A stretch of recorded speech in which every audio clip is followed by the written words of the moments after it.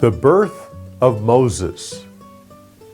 In our last story, Insights, I said that the last story was a transition story going from the family of Abraham to the nation of Israel. So with this story, the birth of Moses, we actually have a birth of a nation, because it's Moses that took the people out of Egypt and helped establish them as a nation. Scripture points out that there was a Pharaoh that didn't remember Joseph.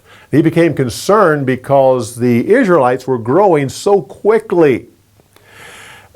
Jewish tradition and history shed some lights on this. Like the midwives said, the Israelite women were stronger than the Egyptian women. According to the tradition, that meant that they did not suffer as much in childbirth. And more likely than not, they would have twins.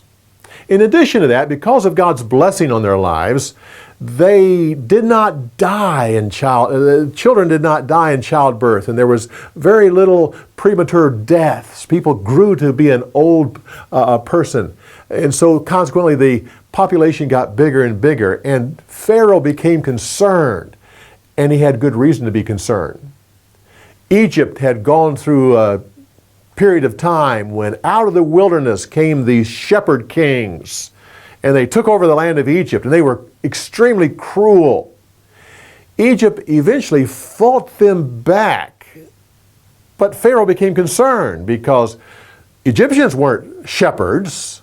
Their enemy were shepherds, and the Israelites were shepherds. So he put two and two together and realized this large mass of people could side with these shepherd kings and take over the land.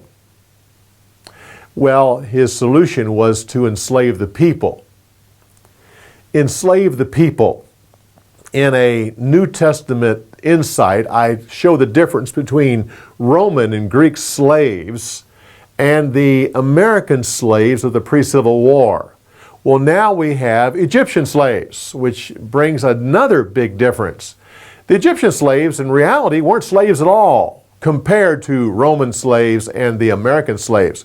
No. These people were free in many ways. They had their own houses, their own land, they grew their own fruits and vegetables, they had a harvest time, they had cattle and sheep, and they even had their own government. To call them slaves, they were actually drafted into government service, similar to when we draft people into the armed services and we put a drill sergeant over them to make sure that the work gets done. It's the same thing here. They were brought in and they were put into government service. They built walls for cities. They built canals for the Nile River. There might even be a really good argument that they actually built the pyramids.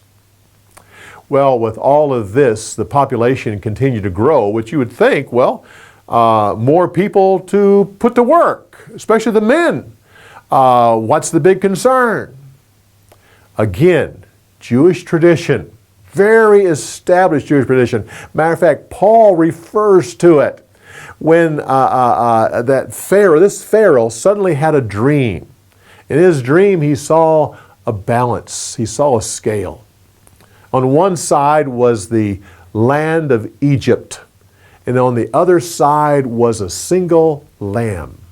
And as he watched, the weight of the lamb was greater than the land of Egypt. He woke up. He called in his soothsayers and wise people, and he asked them, what does this mean? And there, according to tradition, and Paul refers to it, two soothsayers, Jannes and Jambres, said, this is the interpretation of your dream. Among the Israelites, there will be born a boy, who will grow up, and with his hand he will destroy Egypt. That's when Pharaoh then turned and said he passed a law that all Israeli boys were to be thrown into the Nile River, not the girls. Even though if he was concerned about population growth, he would want to kill the girls and keep the boys to make them into slaves. But no, it was the boys, because that's where the threat was. He anticipated that this would happen. He threw them in the Nile River because the Nile was sacred, and this was his way of performing a sacrifice to his God to get favor for this crisis that was about to come. We're going to hear about these two soothsayers later on when we get into the next few stories.